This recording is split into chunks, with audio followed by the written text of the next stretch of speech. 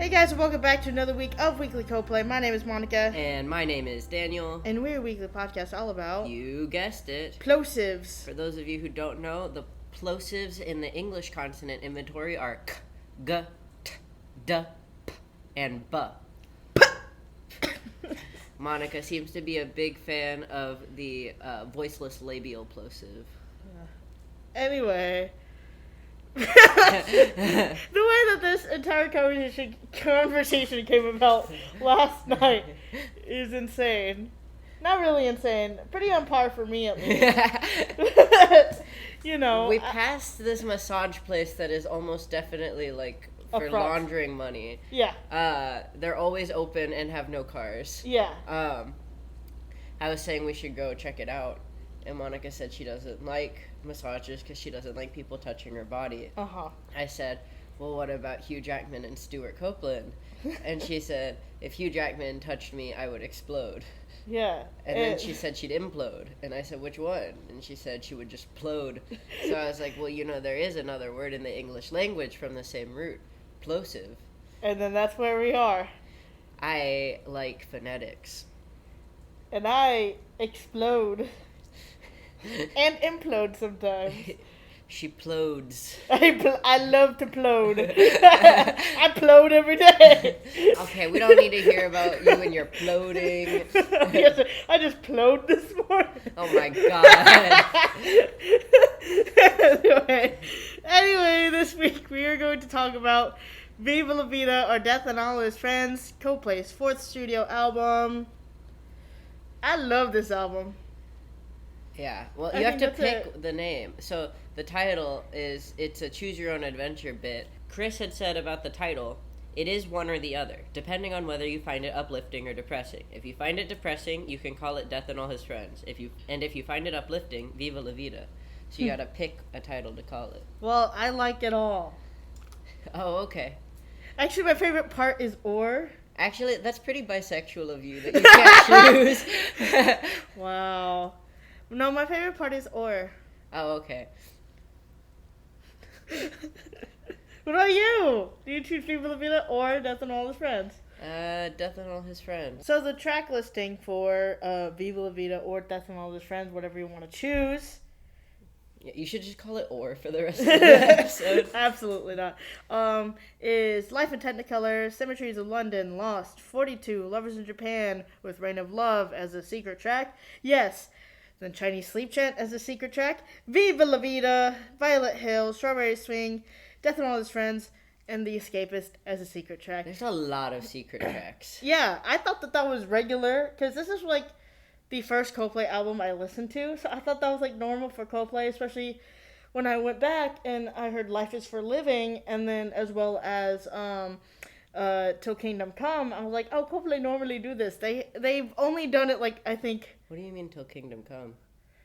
On the CD, it's not a separate, like... Oh, I didn't realize that. Yes, yeah. Because, I mean, the other secret tracks on Spotify are, like, still tied in with the track that they came after. They aren't their own listings. Yeah, But Till Kingdom Come is its own listing. Yeah, so pre that, right, whenever I was just listening to the album, it's not listed on the back of the actual album at all.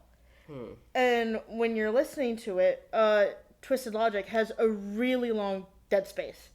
There's nothing there, or dead air. And then it switches to track 13. So there are 13 tracks, but it's not listed as 13 tracks. I see. I understand. Yeah. So it is a hidden track. And then like the one other track after Viva La Vida would just be like, oh. Yeah, that's it. Is literally oh. Oh, is O a hidden track as well? Well, the end. The first part is Fly On, and then O is the actual ending. I see. Yeah. So technically, Fly On is actually the hidden track. Anyway, whatever you want to call that song, whichever order you want to put them in. Well, no, there's a hidden track in Head Full of Dreams. It's like Army of One. Oh, yeah, of course, Army of One. I forget about that one. You're the only person who likes that song. Well, yeah, no, I like Army of One, but I'm talking about X Marks the Spot. Oh, yeah. That's the hidden track. No one likes that song. I mean, I like it okay. I like it. I mean, I do like it more than... We'll get to that whenever we get to the album, but I do like it more than most people. But it is just okay. Anyway, Viva La Vida. This is the first Coldplay album I ever listened to. This is how I got into the band. Once we get to the song, I'll tell you my little tidbit of how I got into Coldplay, because it feels like this whole thing. I love that story. But we'll just get right into it with track number 1. Life is for living. Life in Technicolor. Life is for Technicolor. Which is such a great track. The way the instrumental builds. Yeah, I like it a lot. It begins with John Hopkins bit, which now obviously notoriously works for Coldplay. I wish I could erase my memory of, really all the songs in Viva La Vida and listen to the whole album and Prospects March without having heard them before. Mm-hmm. But especially I would love the experience of, like, not having heard Life in Technicolor 2 and listening to Life in Technicolor for the first time and then listening to Life in Technicolor 2. Oh, yeah. Which I feel like Life in Technicolor 2 is on your work playlist, I think. Yes. So I had heard it a lot by the time I listened to Life in Technicolor. So I You got spoiled. Yeah. Well, I think I listened to Life in Technicolor too, because I think the music video had just come out around the time I got into Coldplay. So Unhinged. What? The music video. Oh. But I think the music video had just come out, so that's why I listened to that more, and then I heard Life in Technicolor. That feels right, but I don't remember. I have poor memory. But yeah, I mean, this is a great track. I think it's a great opener. Of course, there's no lyrics in it. It's just, you just get right into it. Yeah. And then the next track it leads into is Cemeteries of London. This song, when I first heard it, I was like, oh, it's just okay. But I think now, after listening to it for a while, I like it a lot. I like all the instrumentation. There's this piano bit at the very beginning, faintly in the background, that it sounds so pretty. Oh, yeah. Yeah. Yeah, I like the piano bit at the end. That part reminded me of certain video game soundtracks. Okay. In a very positive way. Oh, nice. Yeah. Yeah. So Stuart Copeland, move over. Man. And then, I like the lyrics a lot, too. I think it's just, a really cool, fun song. It's on my Halloween playlist. Yeah, you have anything to say about Cemeteries of London? I want, in-depth explanations of what all these songs mean from Chris. I don't know. I feel like there's just pieces I'm missing in my comprehension of all of them, and I wish I did understand more because I really like the lyrics. What do you think you're missing? It feels like there's some, story behind it. Well, I mean, the entire story itself, I don't know about Cemeteries of London, but, the entire album itself is just, about the soldier who goes off to war. And, and then there's also, the king side of it, obviously, with Viva La Vida. And, I mean, yes, there is a whole story being told. It's more apparent with, Violet Hill, and yes, and Viva La Vida, of course. As well. Viva La Vida is just one of the most evocative storytelling songs in the band's discography, in my opinion. Yeah. Well, that's very true. But I think, all this was also very influenced by, what I believe... it feels very influenced by the French Revolutionary era. I had this whole phase. Anyway, whether that's true or not, it's mostly because of the painting that they use for the cover of Viva La Vida, which is which we should take a field trip to the Louvre. To see it. But it's Liberty Leading the People by Eugene Delacroix. Yeah. You gotta get that French rotive in the back of your throat. The next song is Lost. I like the song just okay. Me too. I like it just okay. I mean, I think the issue was okay. I really, really like the piano version that was on the Lost single. Is that one Lost ? Yes. Okay. I like that one a lot more because I think with the studio version of Lost, the sound doesn't match the lyrics in my opinion, versus the piano one. Both the sound and lyrics match in my brain. That's just, I just feel like the song is too big for what they're trying to say.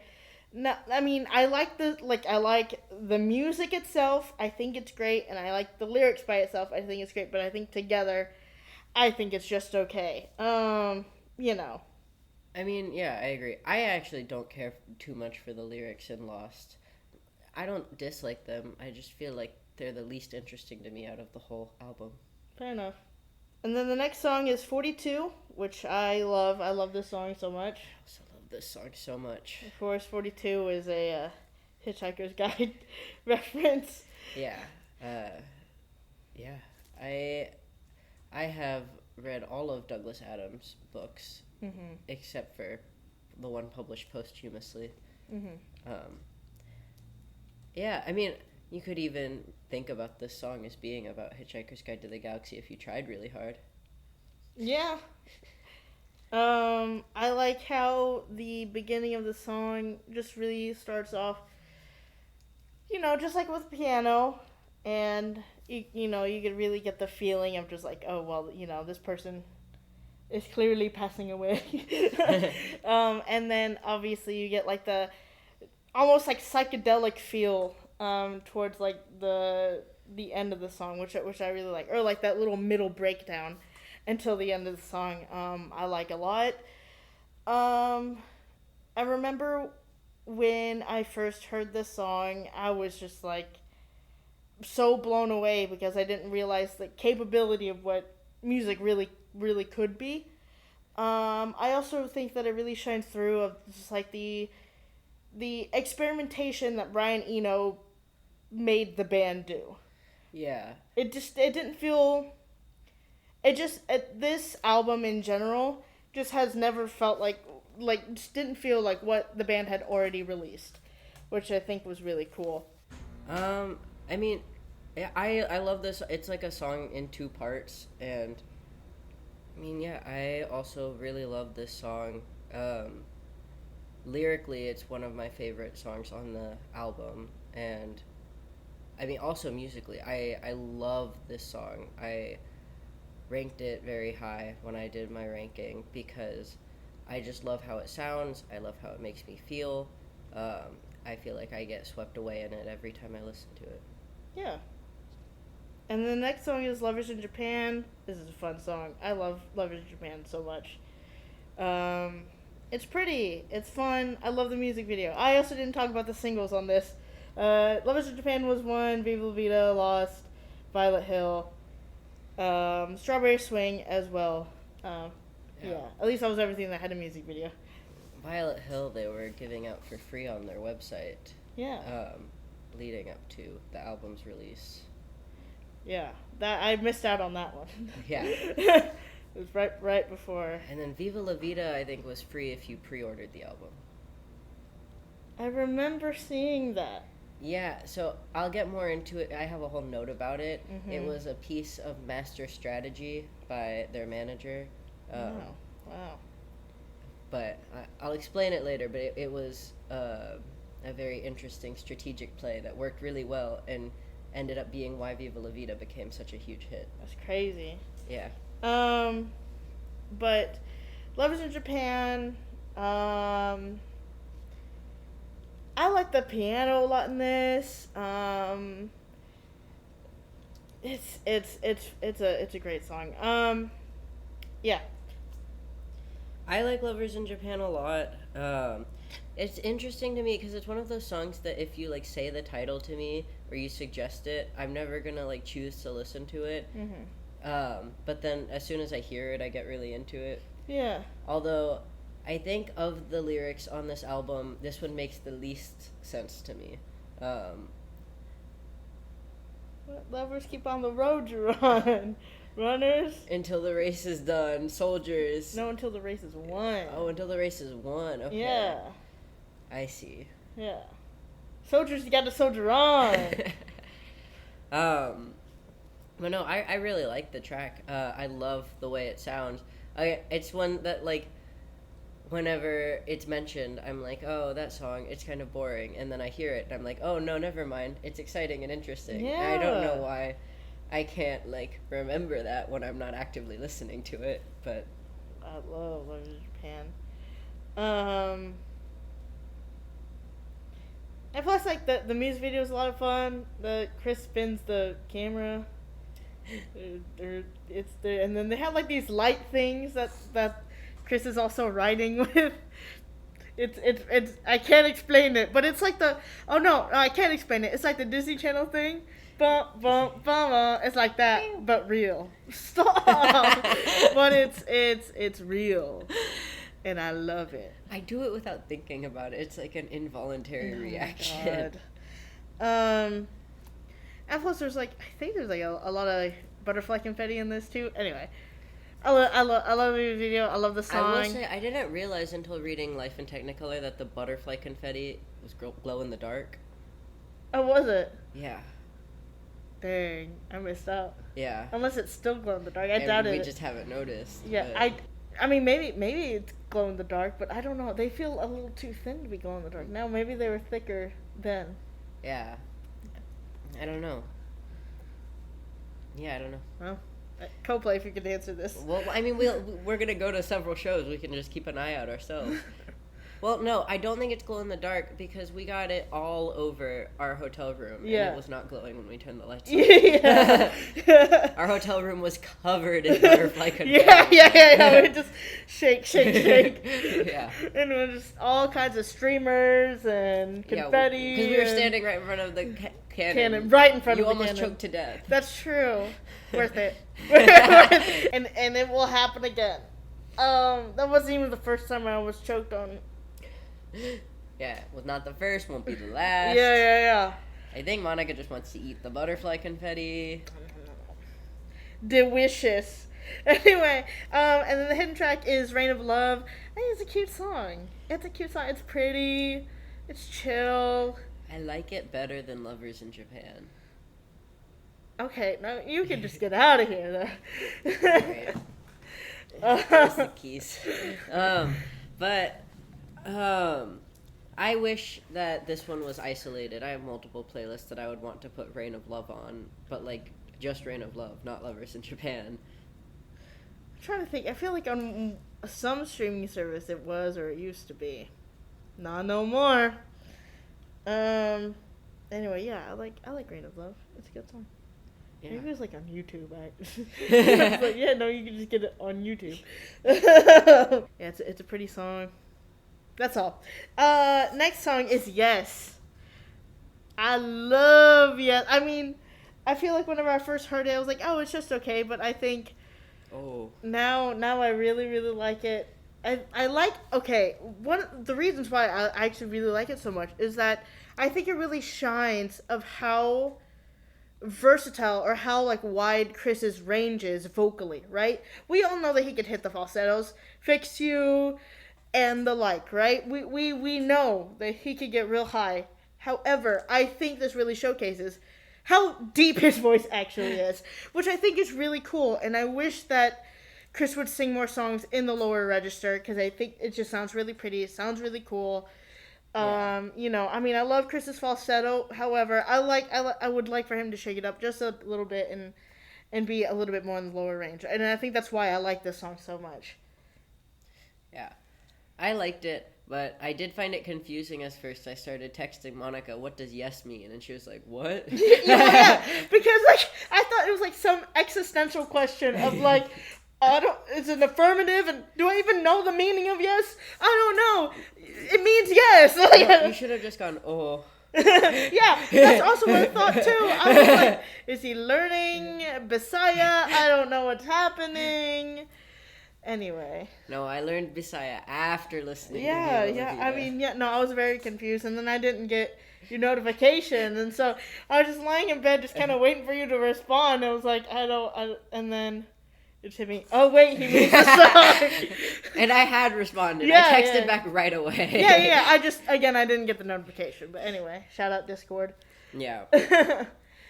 But yeah, I like the song. Oh, you can go on about your. I mean, no, yeah. I mean, that's it. I like the song. Mm-hmm. It's one of the less memorable ones to me on the track.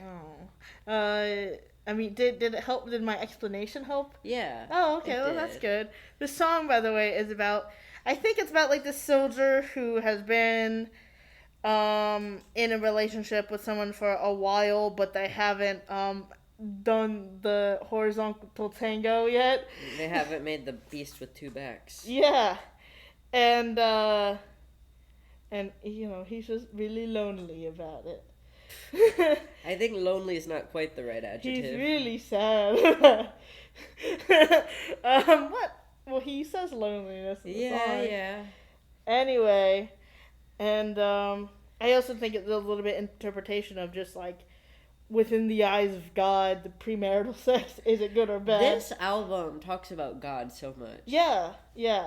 I think it's really cool. Like in a, you know, like I meant like in a more of a old-timey soldiery kind of way. You know what I'm saying? Anyway, the hidden track is Chinese Sleep Chant. I'm obsessed with this song. I remember when I first heard it, I was like, again, just like whenever I first heard 42, it was just like, songs could be like this, music can be like this. Also, a little bit of texture, a little bit of context. Before Coldplay, my favorite band was the Jonas Brothers. So there's a little bit of texture there. When I was listening to this album last night, I forget what song it started during. It might have been like right away during Life in Technicolor, but I started listening to the album, and part of me was just like, I'm imagining child Monica listening to this for the first time, and I bet that it probably opened her eyes to new ways music could be that she had known about before. Yeah. So I guess I was right. I was just transmitting it. Yeah. And yeah, it was really cool. It leans more towards the dream pop. God, no, not dream pop. Hold on. Shoegaze. It leans more into like a more shoegaze genre, which I think is really, really cool, especially for Coldplay.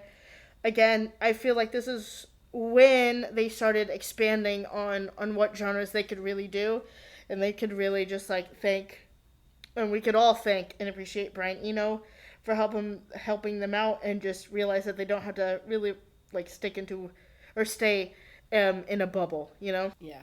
Actually, mild spoiler alert, but I had a thought while listening to this song that it turns out may be true in some way.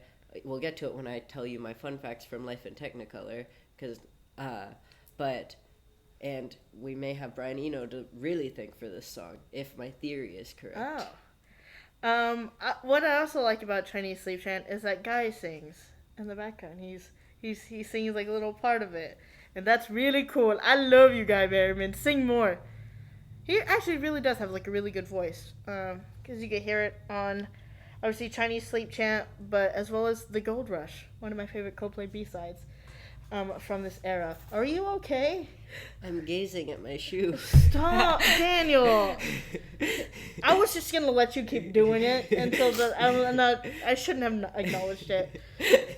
The next song is Viva La Vida. Yeah, the next song is Viva La Vida. Alright, you should tell your story first. Okay, so how I got into Coldplay. I don't think I've told this story before. And if I have, then just bear with me. But if you haven't heard it.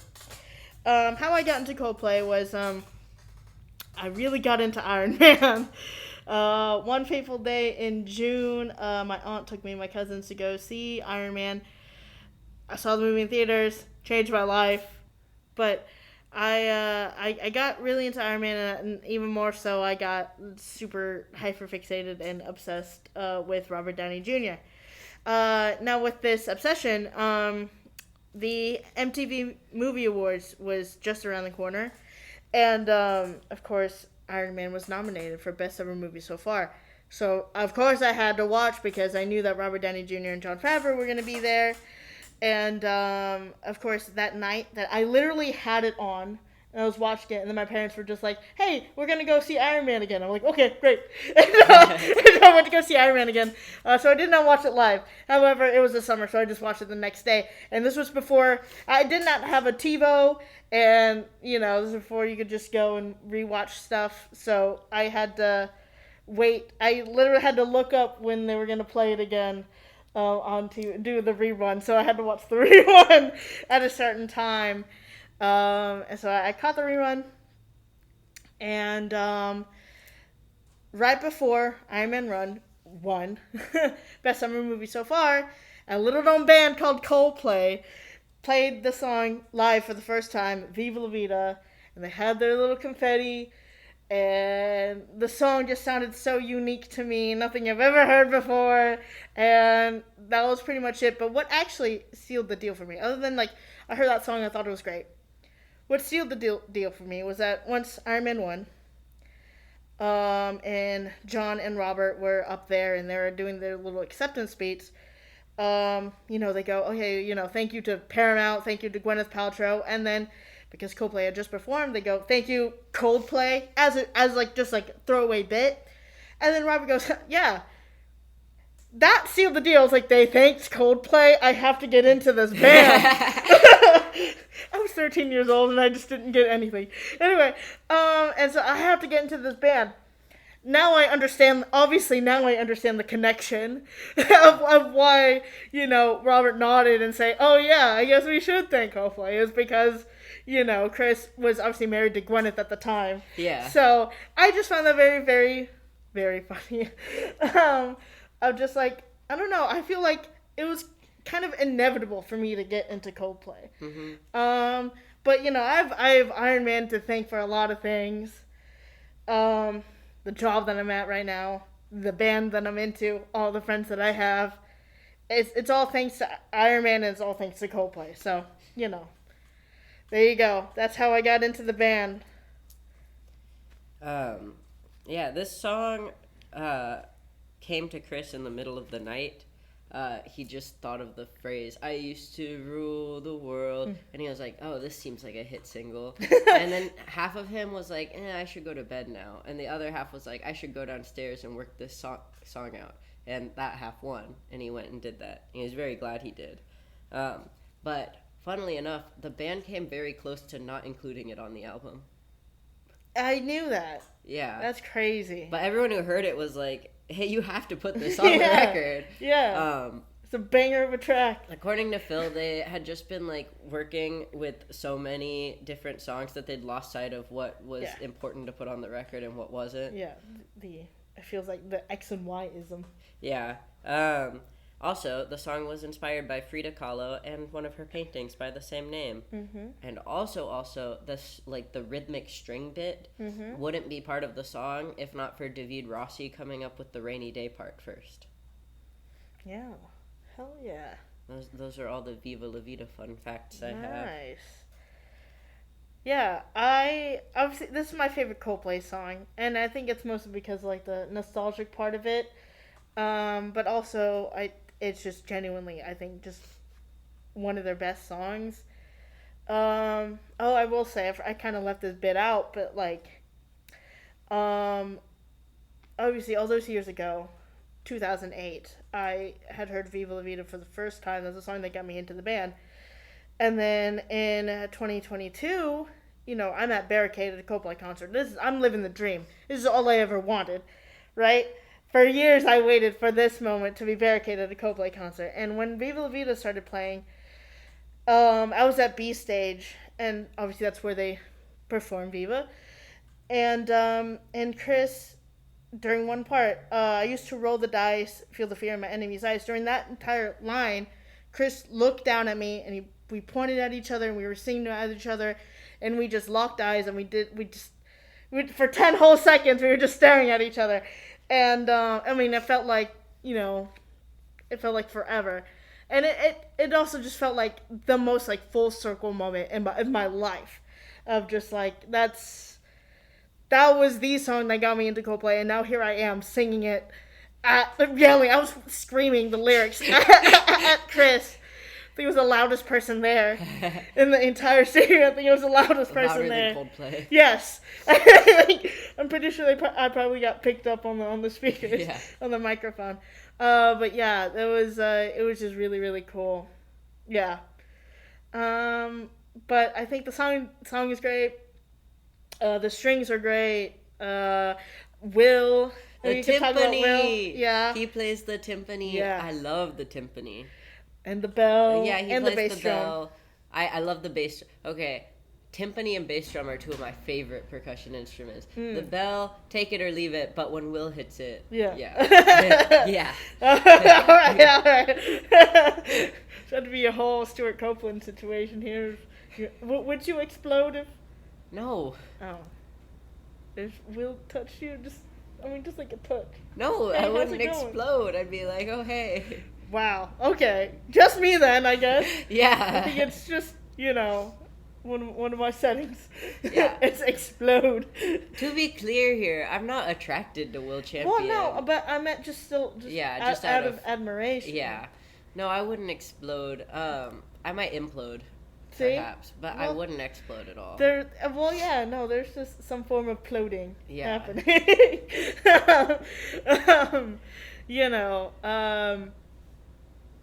Yeah, I also learned this song on my keyboard. I had when I was like 14 years old, for my birthday, I had gotten a like a Casio or something. I had gotten a keyboard, and I had learned Viva La Vida on. Yeah, Viva La Vida was kind of the first Coldplay song I had heard. I didn't really know it at the time. And also, I heard Fallen Kingdom first. Oh my god. I'm sorry, it was on... So if you went to Minecraft.com, like their main website, to god. download the game, they had the Fallen Kingdom YouTube video crazy. on their main website, which is how I found it. And then, I also have this memory. When I was in 6th grade, I took a class on musical arrangements. Mm-hmm. And we didn't do a Coldplay song for any of our arrangements, but when we were all just like messing around at the beginning of class, someone was playing the marimba, and they let me play the marimba, and I think that was like my first time actually playing the marimba, and they just showed me what notes to hit to play the Viva La Vida bit. Oh, nice. So I was just playing that on marimba. Yeah. Nice. Oh, another tidbit with Viva La Vida is that I remember that when I was in high school, when we had marching band practice, one of our warm-ups was to Viva La Vida. Like, we march, like one of our marching warm-ups, or a workout warm-ups was to Viva La Vida. So I was excited. I was excited to go to marching band practice. And you said you also learned the Spanish alphabet to Viva La Vida. That's true. I did a lot of things to Viva La Vida. But yeah, I like the song a lot. Is there anything else you want to say about Viva? Well, I wish I'd been more into them, because when I was in middle school, a couple years later, I started teaching myself a ton of little things on steel drums. Mm-hmm. And I wish I had learned Viva on the steel drums at that time. But if I ever get another chance, I'll probably on the triple cellos, I think. That or the tenors. I'll play Viva La Vida. Hell yeah. Maybe on the double seconds. I feel like it would be more fun on the triple cellos, though. Okay, I don't know what the hell you're saying. Those are types of steel drums. Okay. I mean, I assumed. Yeah. And then the next song is Violet Hill. I mean, I like the song a lot. I liked it more than whenever I first heard it. I remember, I think it was around when like the music video had come out. I had I watched the music video on demand on my TV, and then I was like, oh, that's okay, because I mean it was not like Viva La Vida at all. And I didn't realize how different that song was to the rest of Coldplay's repertoire. Monica's entire judgment stick for Coldplay songs. How similar is it to Viva La Vida? Yes, yeah, no, it's very true. And, it took me a while to actually like the song, but now I love it. I really love it. That was my dad's judgment when I first started making him listen to Coldplay songs, because all of his frame of reference was Viva La Vida. Oh, yeah. So he'd be like, this song's not like Viva La Vida at all. Yeah. Yeah. That's funny. The first lyric for Violet Hill was originally the opening line for a song called December, which was written by Chris and Johnny in 1997. And that lyric was the reason Guy joined the band. Yeah. Well, sometimes it is a long and dark December. From the rooftops, I remember. Isn't it always a long and dark December? Yeah, from the rooftops, I remember. From the rooftops, I forget. Yeah, I think Johnny's guitar part is really cool on this song. I think Guy's part is just really cool on this. I think the music video is also really cool. We have Chris. It looks like hammering the camera without a hammer. I think it's cool. And then they had this not microphone, magnifying glass that Chris was just highlighting his face with. What if Chris had an actual hammer and was hitting the camera, and then they just edited the hammer out? It was like, this can't be shown in America. And then they just edited it out. That'd be really funny. Also, this has a second music video.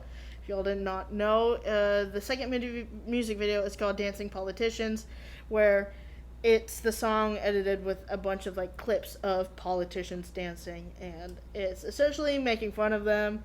Violet Hill, I hadn't paid very close attention to the lyrics before. It feels so relevant right now. Yes. Yeah, no, it is it's one of Coldplay's first, I think, politically charged songs. And, the lyrics are very apparent of that. Especially with "and the Fox became God." That's literally, they are talking about Fox News became God, and preached, clutched on the Bibles, holding out their hollowed Bible. Yeah. Anyway, I could keep going on about this song, but it is really their way of saying we don't subscribe to what is happening politically right now, with a lot of, especially at the time, right? Because it was Bush was still as he was still the president, and then of course during this time they were campaigning for Obama a lot, What's the 8? I guess for 2008? Is Yes. that what the 8 is for? Yes. That's so... I know. And, you read it, Yeah, no, it makes no sense to nobody except for Chris Martin. No, it does make... The problem is that it does make sense to me. I hate myself for that, because I do that kind of stupid code thing all the time. Oh, yeah. So once I figured out what it was, I looked at it, I was like, oh, this makes perfect sense to me. I'm the same kind of crazy as Chris Martin. Yeah. I thought it was cool at the time, but but obviously before Obama, it was Bush serving his second term, and a lot of things happened under the Bush administration. If you don't know, if you're not American, or maybe if you're not American, I feel like it affected more of the world than it really did the U.S. Anyway, I keep going on and on, but this was basically the little protest song, kind of denouncing all of that. Shout out Coldplay. I should put Violet Hill back in the set list when they come to America. Yes, Violet Hill, Orphans, Trouble in Town. I feel like they really should, genuinely. And I don't think that they should be afraid to say what's really on their mind. And you know what? And if they are, I will say it for them. Anyway, I like Violet Hill a lot more than what I was able to understand at 13 years old in 2008. I get it now. It is more relevant now than it was. I know that, I think recently circulating, or at least I had looked it up recently, was the Dancing Politicians version of Violet Hill music video, and I was like, yeah, no, this hits. We should make a new Dancing Politicians of Violet Hill. Yeah. With current politicians. Yes, yeah. Yeah. Yeah, we should. Hey, Coldplay. Y'all should really do that. No, that should be like a fan project. Okay, sure. Yeah. Yeah, I think the lyrics hit very hard, and I think And the if message. you love me, won't you let me know? Yeah, I like the song a lot. Yeah, and the next song is Strawberry Swing. They're on a hill in the book, so. Yeah. There was a children's book that came out, and it's very cute. I'm obsessed with it. Daniel got it for me. Yeah, but Strawberry Swing is just a cute song. A nice, refreshing breather after Violet Hill. I have this memory. When I first started listening to Coldplay, you told me that according to some scientific study, of which you don't remember what it was, that Strawberry Swing is one of the most calming songs ever. Yeah, it was like a Vsauce video. Vsauce 3, I think. Oh. No, I'm pretty sure it was a Vsauce video. Yeah, I never, like, checked you on that. I was just like, yep, sounds right, and just started listening to it to calm down. Yeah. Does it help? Yeah, it's the drums, I think. Yeah. I love this music video. I'm obsessed with the music video for Strawberry Swing. If you don't know it, it's Chris. He's the only real human being in it, and then the rest of it is all like hand-drawn chalk animation, and it's really cool. There's a giant squirrel. It used to be a video game, like an iOS game, that I used to play, and yeah. Bring back the video game. Yeah, for real. I think that'd be really cool. Hey Phil, come on now. Yeah. I think that'd be really cool. If anything, we could probably find people to update it. I mean, you have a huge fan base. I'm sure people will do it for Yeah. I wouldn't say people will do it for free, but they would do it for I do have one a thing low about amount. Strawberry Swing. While I love this song, what is a Strawberry Swing? I think it's more about the color of it rather than. Okay. Yeah. All right. Yeah, I think the song is really sweet. I like the lyrics a lot. Now the sky could be blue, could be gray. It's cute. It reminds me of that other song. I could be brown, I could be blue, I could be violet sky, I could be opal, I could be purple. The song that I brought it up the other day, and no one here knew what I was talking about. And it made me feel like I was crazy. Well, except for me. You weren't here. Oh, okay. Well, it's a song. The song is Grace Kelly by Mika, by the way. Yeah, I was bringing it up, and then everyone was like, "That's too niche of a reference. No one knows what you're talking about." And I was like, "Well, this song was really popular," and they were like, "I don't think it was. No one has heard of it except for you." It's been a very popular song. Also, everybody here has heard the song because it is on my playlist. Yeah. Anyway, so I think. Anyway, but the song is really cool. And then the last song is, well, almost last song is Death and All of His Friends. I adore the song so much. She's gonna get it as a back tattoo. Oh my god. The list of things she doesn't want to do. Yeah. It's just been a bit. For years. Yes. Yeah. 1 year. 1.5. No, but I really like the song. I just like how, like, calming it is at the beginning, and then it just builds and builds and builds, and it's cool. I like this song a lot. I think it's a great closer to the album. Yeah. Although what I think is an even greater closer to the album is The Escapists. Yeah. I love this song. The title reminds me of another song I like, which is called Escapism, but does not sound similar at all. And B, it's just gorgeous. It's just nice. It makes me feel happy to listen to. It's another one that I wish was isolated. I want to be able to listen to just The Escapist. While I love Death and All His Friends, sometimes I want to listen to just The Escapist.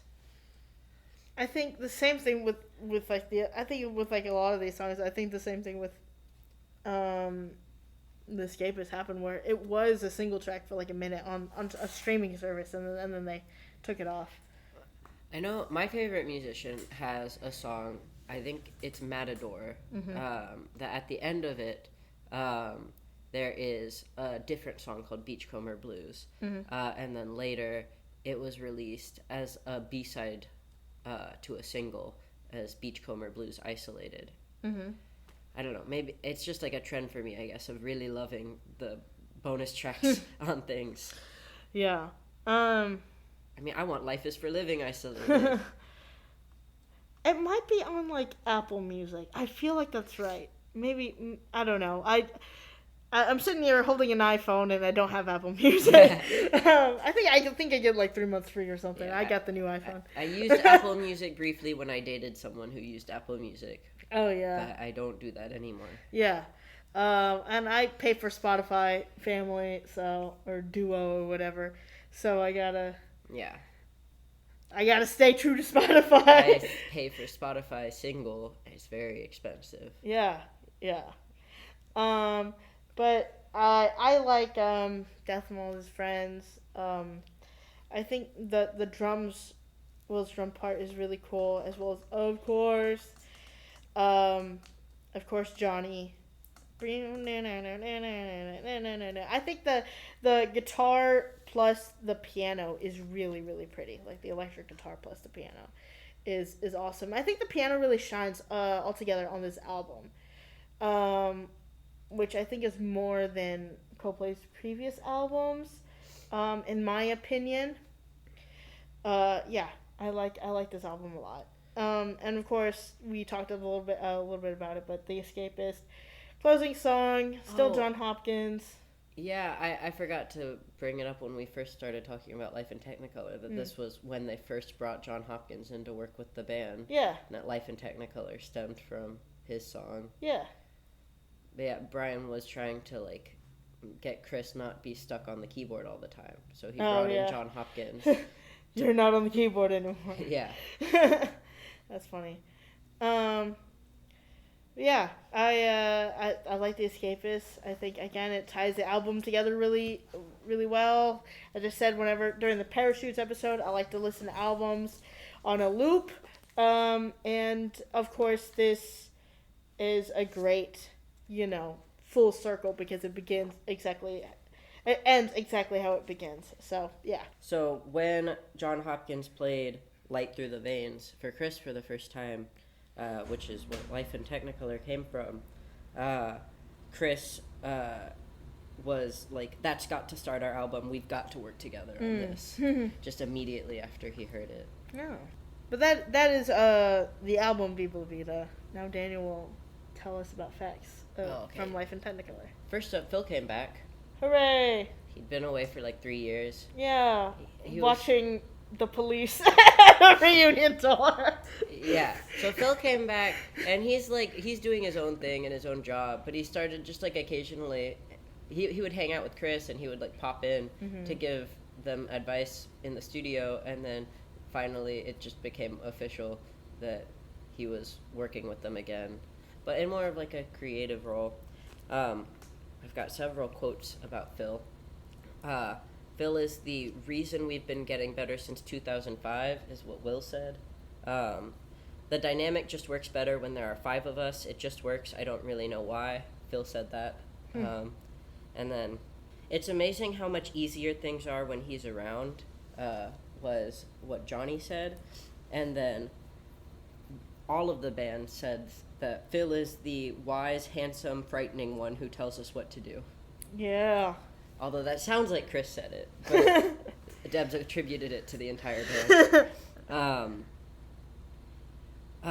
They also started the bakery. They wanted their own place for the first time. We wanted somewhere where we could feel free to experiment, somewhere where we felt comfortable and free to do whatever we wanted to do and get everything done under one roof, like photos, artwork, and the clothes. That's what Will said. David Rossi, Brian Eno, and John Hopkins all started working with Coldplay during this era. With Brian Eno, Chris was like having tea with him because they would have tea every so often. And Chris was like, oh, do you know any producers who could help us get better as a band? And then Eno was just like, well, I don't mean to blow my own trumpet, but I might be the man. And then he came in and he shook up a lot of how they were looking at things and doing things. This is his philosophy. You have to ignore all the noise around you and just have as much fun as possible when you're in that room for the 300 days of the year when no one is watching.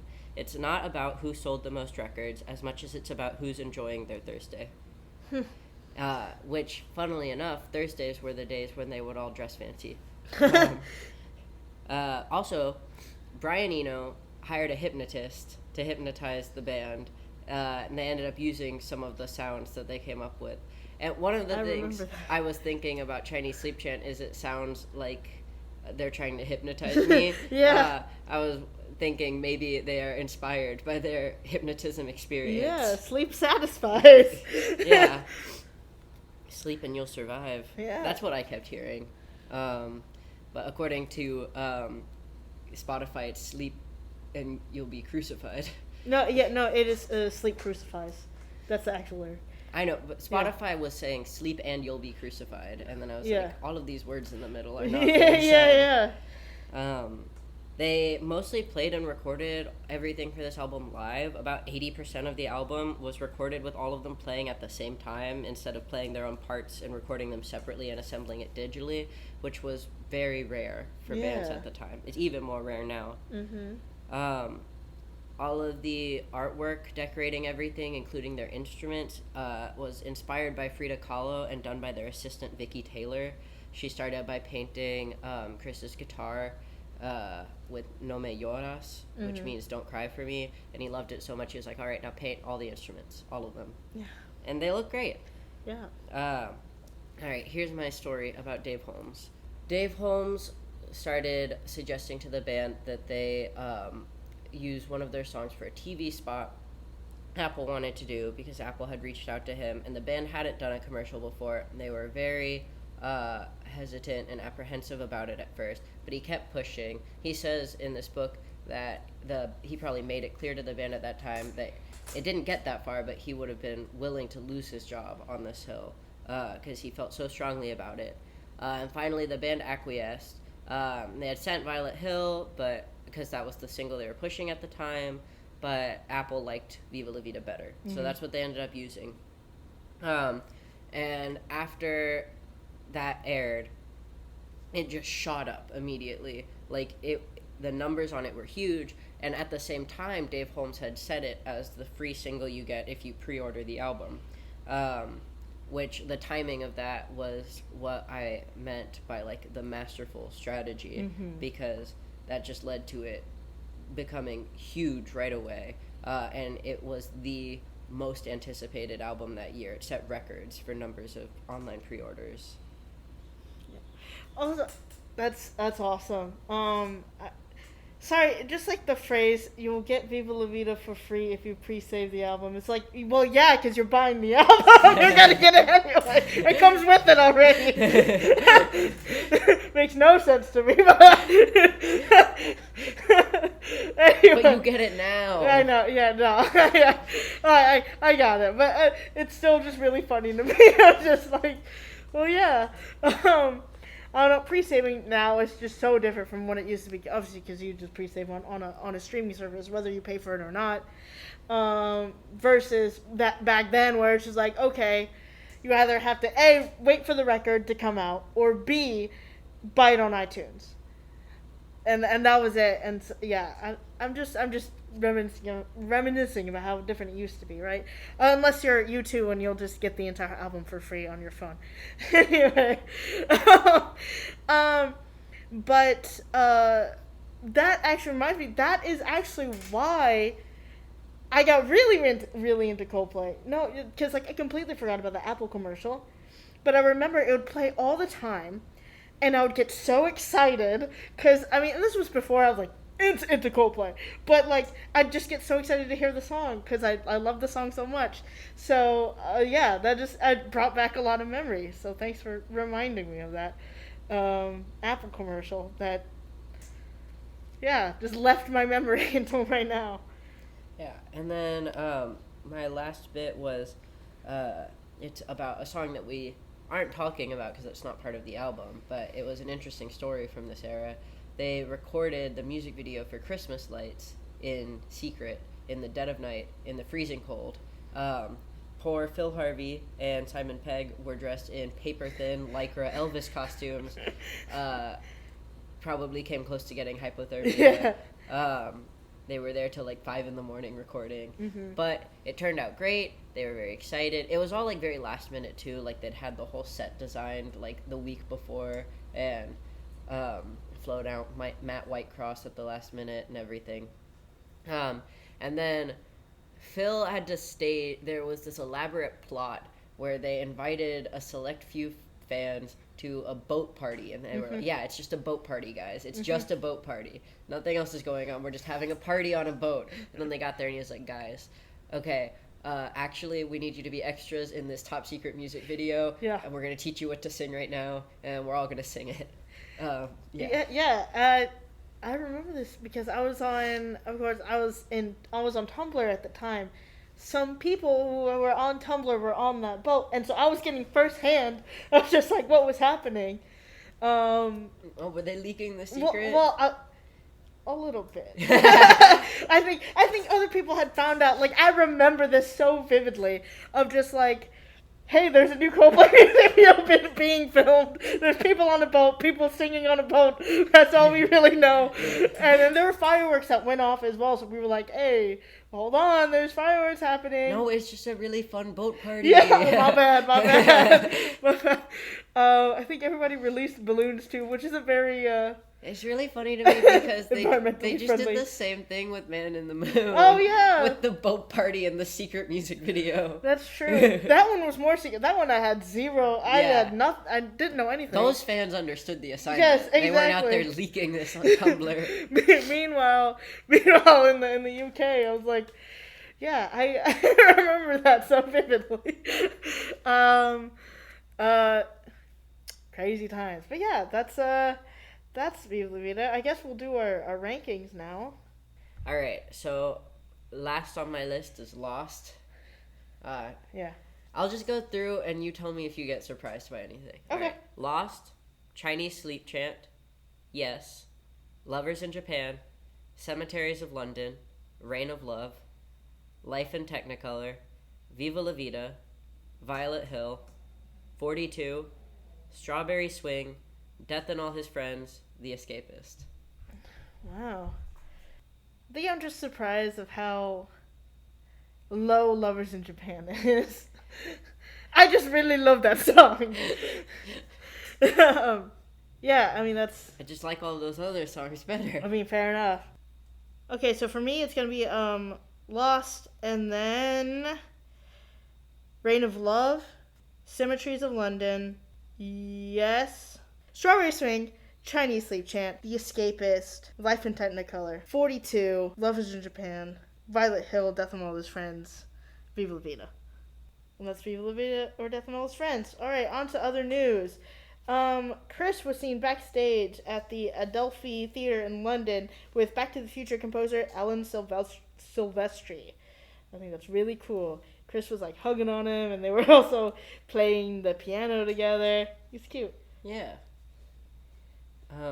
Teenage Cancer Trust is holding a fundraiser for a limited edition autographed Royal Albert Hall 2003 gig poster. There are only 25 prints, and a link to that fundraiser will be in our episode description. Yeah.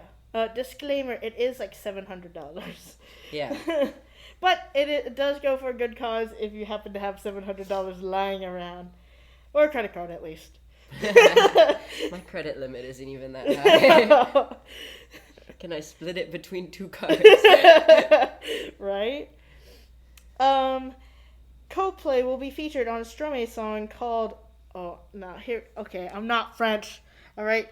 Ma Meilleur Ennemi, which was written for the Netflix show Arcane. The song will be released on April 4th.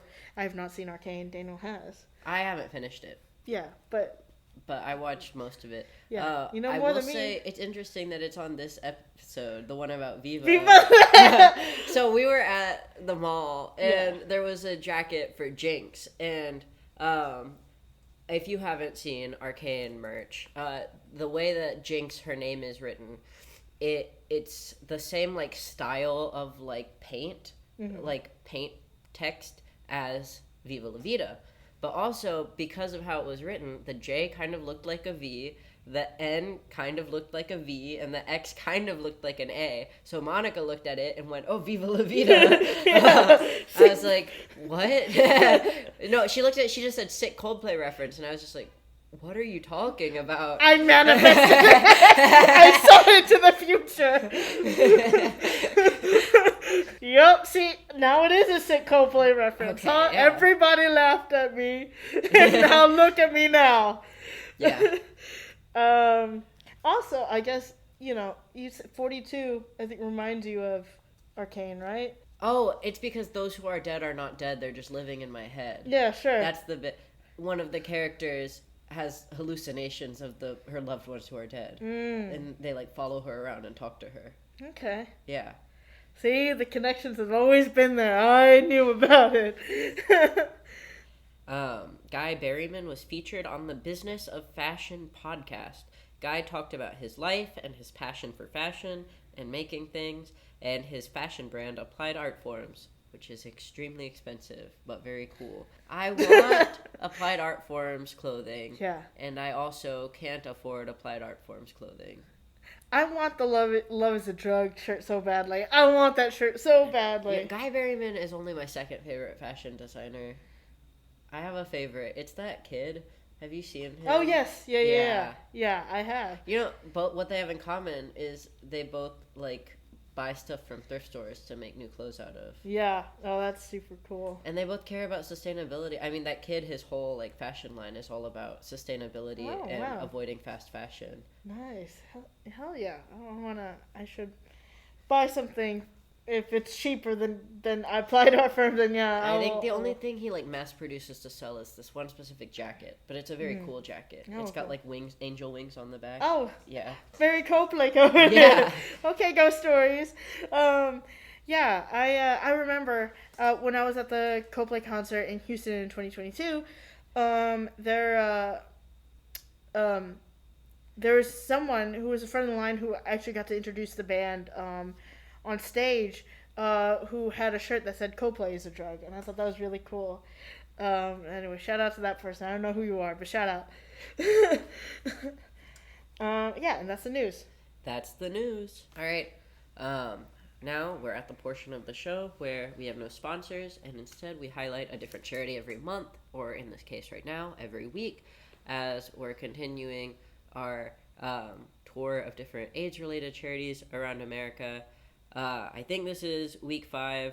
You might have to take the next few times when I say what week it is with a grain of salt, because we've been recording everything out of order, and we realized we had to put one in before the ones we'd already recorded. But anyway, this week I'm talking about Philly AIDS Thrift, which is in Philadelphia. You can find them at phillyaidsthrift.com. Philly AIDS Thrift is a nonprofit in Philadelphia that supports local communities affected by HIV and AIDS through the proceeds of their retail stores. Their goal is to sell the, quote, lovely, useful, interesting, amusing, and sometimes mysterious items that have been donated to them. To date, the organization has donated over $5 million to programs focused on HIV prevention, outreach, case management, research, and education. And in February of this year, 2025, they awarded $358,085 in total to 34 different nonprofit services across the Delaware Valley. If you live in Philadelphia, you can support them in one of 3 ways. Donate gently used items to one of their stores. Shop there. They're open all 7 days of the week, starting at 11 a.m. And volunteer. All the stores are run through dedicated and hardworking volunteers. Nice. All right. I also want to kind of also highlight Out of the Closet in Texas. Yeah, I found out. I didn't know this, but there's a similar place in Texas, in Houston, Dallas, and Austin. Yeah.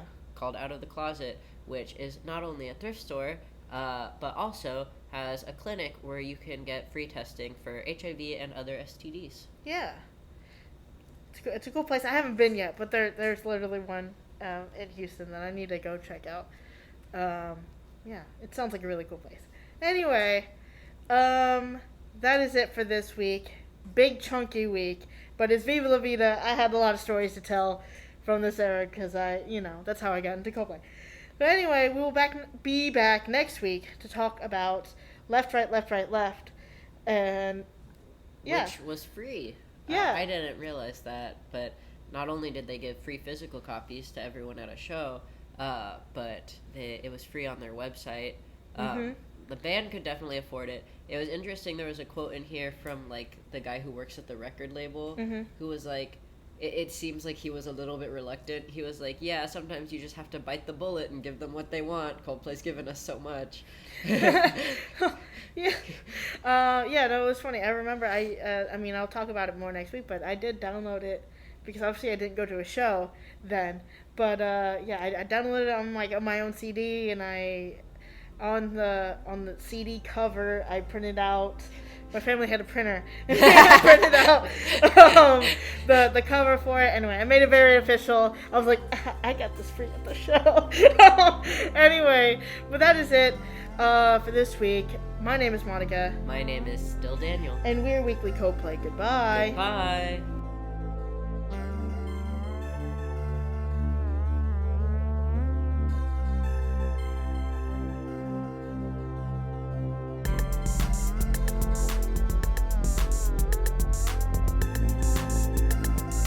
Thank you for listening to Weekly Coldplay. For more Coldplay content from us, check us out on Twitter @Weekly Coldplay and Instagram @weekly.coldplay. That is weekly, Coldplay. And if you like what you hear, give us a follow on wherever you're listening to the podcast on. Thank you again, and we'll be back next week with more Coldplay news.